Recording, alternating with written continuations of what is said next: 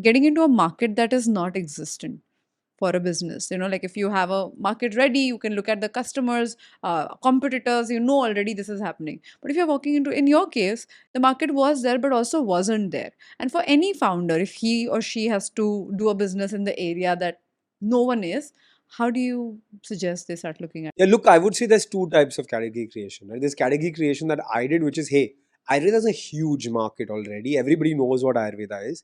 I am just repackaging Ayurveda and taking it to a new medium, which is online. Nobody had built a large Ayurveda business or an opportunity using the power of online. Today, people are like, hey, this is a no-brainer, right? Like, it makes Yeah. total sense. Wasn't But the when case. I did it at that time, people were like, this is a joke. Like, Yeah, it can't have happened. there are hundreds of large Ayurveda brands or tens of large Ayurveda brands that are selling through stores. Why would someone buy online?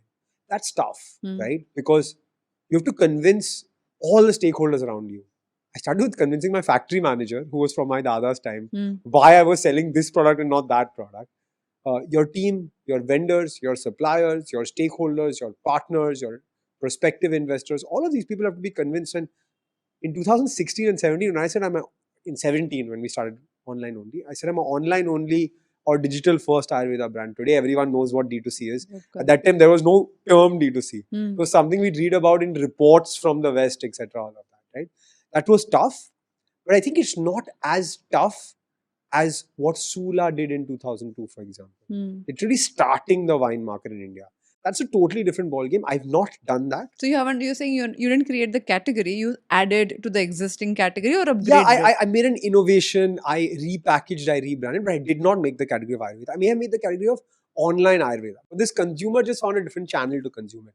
Now, we did some really cool things, right? So we gave a free consultation, which my dada used to give in his clinic, to customers online. Today, you go to most Ayurveda websites or brands or even health and wellness companies, they give you a free diet consultation, Right. nutrition consultation, doctor consultation. But you We innovated. were the first people to start. And by the way, I didn't come up with this ingenious idea. I'm not saying that I'm a prodigy, etc. My dada had his clinic. I just took it online. We took it online. We realized that, look, we were a new brand. People didn't trust us so much.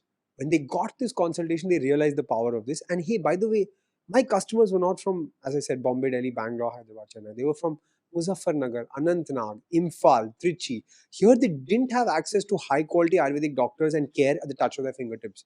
They couldn't just go down and find a doctor. Today in Bombay, you can go and find a doctor within 2, 3, 5 kilometers. They didn't have this doctor, right? And so the value we were giving them was actually immense, right? Beyond products.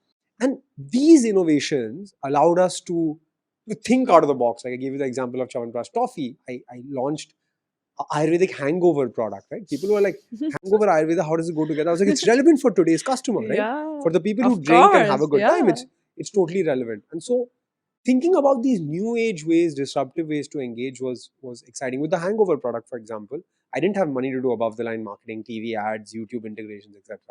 But I knew my product was really good. Like a fantastic product. I gave out 250,000 packets of the product free. I said, when you're drinking, have this product before you drink. See the results next morning, you'll get hooked.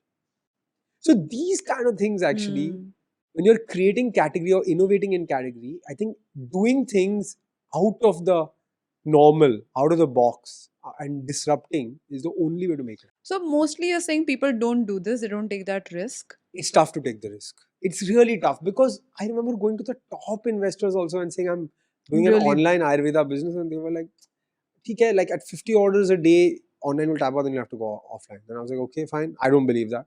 100 orders a day, I went back. No, 100 orders a day, 200 tak ja sakte ho, fir tap out ho jayega. At 5,000 orders a day, if I asked my team at that time, is there still market? They said there's still market, right? But there's no context. No one's done it before, right? So it is daunting for sure. It's not easy. Yeah.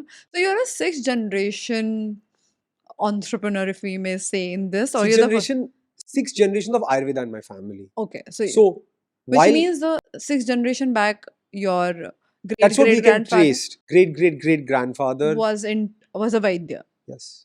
Okay, so you've been like. So the products, by the way, I created, even the Chyawanprash toffee. My dada had a Chyawanprash capsule. I just put the same extract into a toffee. So we had 110 proprietary formulations passed down from generation to generation. Yeah, but like 150 years of that. How do you build a legacy? But there was no business. Yeah, it was more of like a innovation. My dada ran a clinic where 300 patients a day would come, meet him, get a free consultation and take medicine. What I want to do is say, hey, these thousands of customers that come to my grandfather or came to my grandfather, because I started after he passed, can I take it to millions of people? Because the products and the formulations and the sort of research was amazing, but it had to go to more and more.